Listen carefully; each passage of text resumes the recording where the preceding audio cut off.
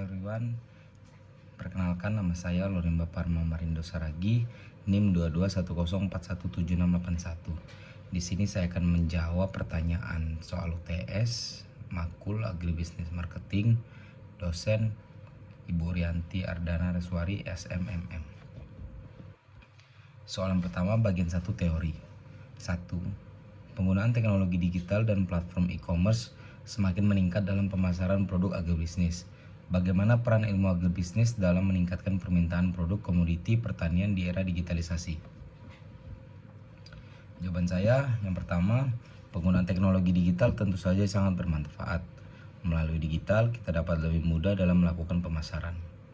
Dengan menggunakan teknologi digital, transaksi dilakukan tanpa mengenal batasan ruang dan waktu, atau bisa dilakukan di mana saja dan kapanpun.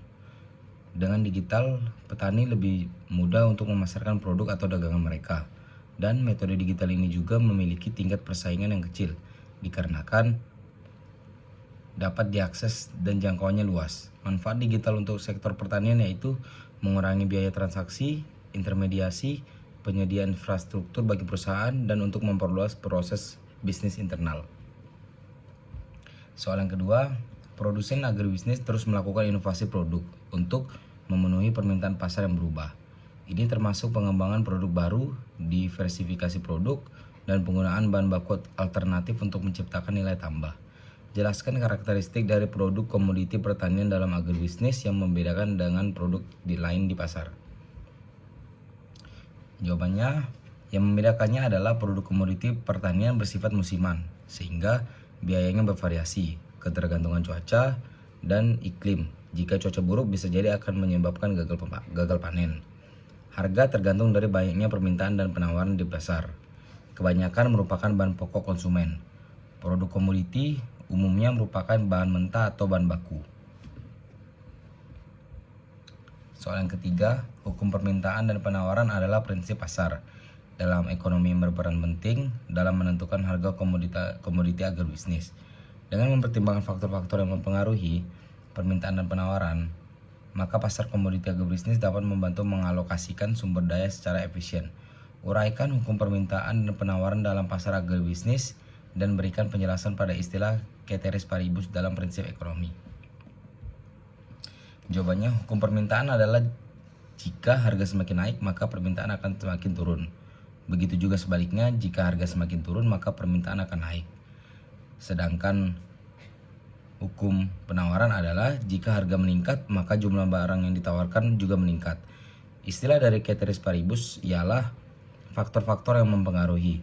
Faktor-faktor dari ceteris paribus adalah pendapatan harus tetap, selera masyarakat tidak berubah, harga dari barang lain tetap, barang pengganti tidak ada, dan pengharapan akan masa depan tidak berubah.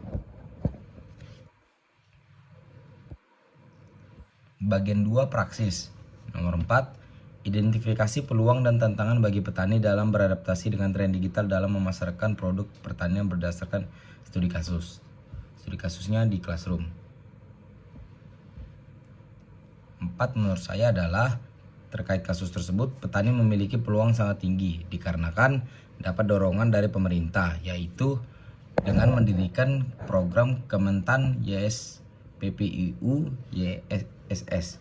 Dikarenakan dengan digitalisasi dapat memudahkan petani dalam memasarkan produk tersebut, dikarenakan dengan metode digital jangkauannya sangat luas dan dapat diakses dengan mudah. Sedangkan tantangan bagi petani ialah tidak semua petani mengerti dalam metode digitalisasi dan tidak semua tempat memiliki jaringan.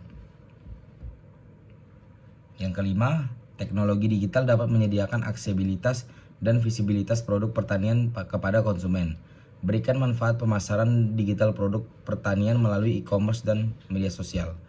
Jawaban menurut saya, manfaat dari e-commerce ialah memudahkan petani dalam pemasaran, memiliki jangkauan yang luas sehingga dapat diakses dimanapun dan kapanpun, dan juga menghemat waktu, dan memiliki persaingan lebih sedikit dibandingkan langsung di pasar. Sekian jawaban dari saya, terima kasih.